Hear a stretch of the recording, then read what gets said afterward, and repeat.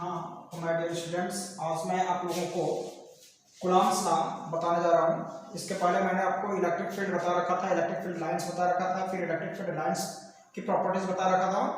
तो आज का मेरा टॉपिक होगा कूलॉम्स लॉ। तो देखिए मैं कूलॉम्स लॉ कैसे बता रहा हूँ।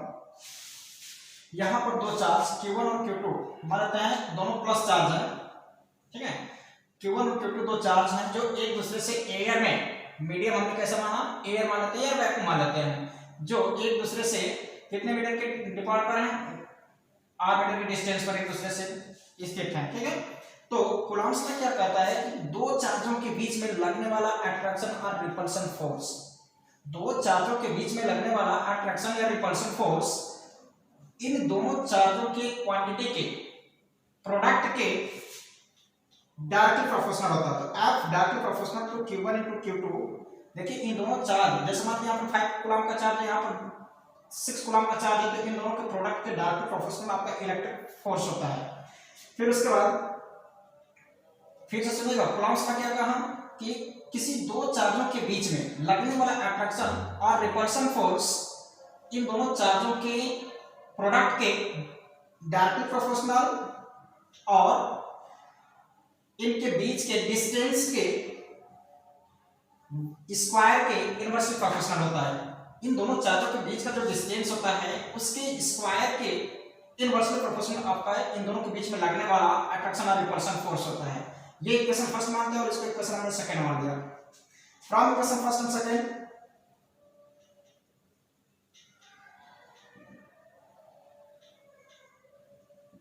यहां से हो जाएगा। देखिए ये दोनों हमारे डायरेक्टली प्रोपोर्शनल है क्योंकि आमने सामने है, और ये हमारा इनवर्सली प्रोपोर्शनल है, ऊपर नीचे, ठीक। तो हम बात करते हैं F directly proportional to Q1 into Q2 whole के अपॉन में R स्क्वायर, या इसी को हम लिख सकते हैं F। अब इस साइन को हटाने के लिए, इस डायरेक्टली प्रोपोर्शनल का जो साइन है, इस साइन को हटाने के लिए हमें कोई कांस्टेंट लेना पड़ेगा।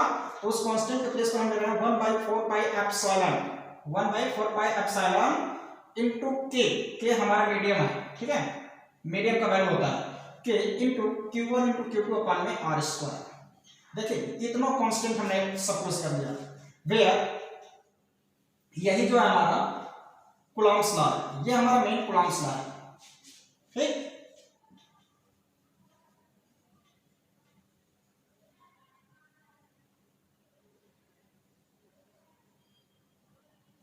Hence proof.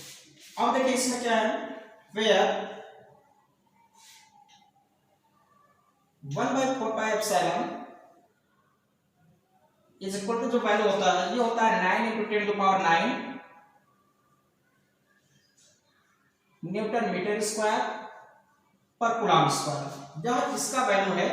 और के, देखिए हम इसको एप्सिलॉन बोल रहे हैं, क्या बोल रहे हैं, एप्सिलॉन, ठीक। अब देखिए वेयर के, इसको हम बोलते हैं डाई इलेक्ट्रिक कांस्टेंट। यह क्या है, डाई इलेक्ट्रिक कांस्टेंट है। वाटर के लिए डाई इलेक्ट्रिक कांस्टेंट का वैल्यू अलग होता है, एयर के लिए अलग होगा, वैक्यूम के लिए और एयर के लिए दोनों हमारा 1 मान लिया जाता है। और मरकरी के लिए इसका अलग होगा, मोम के लिए अलग होगा, सबके लिए अलग अलग होता है। तो कुछ काम लिख देते हैं और बाकी सब जो न्यूमेरिकल देगा उसमें इसका के का वैल्यू दे देगा। मतलब के का मतलब हो गया डाई इलेक्ट्रिक कांस्टेंट। क्या है, डाई इलेक्ट्रिक कांस्टेंट है।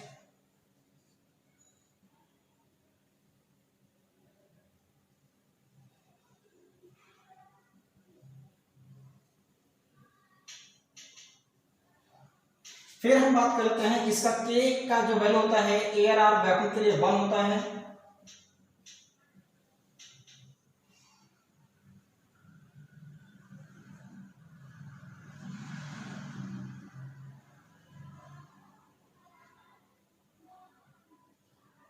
वैक्यूम के लिए 1 होता है। फिर इसके बाद इसी के का वैल्यू 60 to 65 होता है, 60 से 65 के बीच में रखा जाता है वाटर के लिए। और इसी के का जो वैल्यू होता है 80 माना जाता है फॉर मरकरी, ठीक। वो उसमें न्यूमेरिकल जब आप लोगों को देगा तो उसमें के का वैल्यू बोल देगा, ये हर का डाई इलेक्ट्रिक कांस्टेंट है। अब इसमें क्या आता है, कूलॉम्स लॉ। कूलॉम्स लॉ एक बार और फिर से रिपीट कर लेते हैं। दो चार्जों के बीच में लगने वाला अट्रैक्शन या रिपल्शन फोर्स इन दोनों चार्जों के प्रोडक्ट के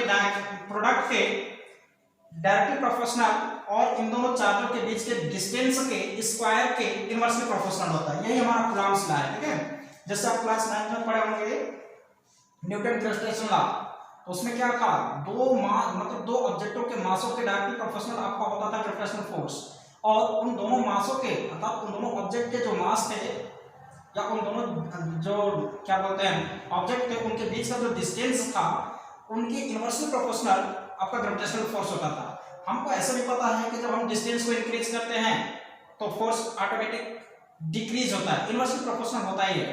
ठीक, तो चलिए देखिए ये हो गया। अब हम इसकी बात कर लेते हैं एप्सिलॉन का वैल्यू और इसका डायमेंशनल एनालिसिस फाइंड करेंगे। तो इतना तो हमारा ये आपका कूलम्ब्स लॉ में आ गया। ख्याल करिएगा कि इन दोनों चार्जों के डायरेक्टली प्रोपोर्शनल हो गया, इन दोनों चार्जों के प्रोडक्ट के डायरेक्टली प्रोपोर्शनल आपका अट्रैक्शन एंड रिपल्शन फोर्स हुआ, और इन दोनों चार्जों के बीच के डिस्टेंस के इनवर्सली इन दोनों चार्जों के बीच के डिस्टेंस के स्क्वायर के इनवर्सली प्रोपोर्शनल आपका फोर्स हुआ। तो इस तरीके से हम इक्वेशन फर्स्ट और सेकंड को देखते हैं तो हमारा क्या मिला, F directly proportional to Q1 × Q2 upon में R स्क्वायर हो गया। अब इस डायरेक्टली प्रोपोर्शनल के साइन को हटाने के लिए, रिमूव करने के लिए हमें एक कांस्टेंट लेने की जरूरत पड़ी, जो कांस्टेंट है हमारा 1/4 पाई एप्सिलॉन × K। ठीक, तो एप्सिलॉन को हम बोलते हैं इलेक्ट्रोपरमिटिविटी। क्या बोलते हैं इसको, इलेक्ट्रोपरमिटिविटी।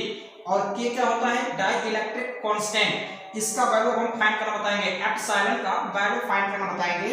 और देखिए इसका वैल्यू जो होता है 1/4 पाई एप्सिलॉन का जो वैल्यू होता है 9×10⁹ न्यूटन मीटर स्क्वायर पर कूलम्ब स्क्वायर होता है। यह हमारा एक्सपेरिमेंट के माध्यम से फाइंड है। और K का वैल्यू जो कि हम बोल रहे थे यहाँ पर डाइइलेक्ट्रिक कांस्टेंट, इसका अलग अलग मीडियम के लिए हमने लिख रखा है। तो इतना आपका कूलम्ब्स लॉ में लर्न करने की जरूरत पड़ेगी। और अब हम आगे चर्चा करेंगे value of epsilon and dimensional analysis and their units. ठीक है।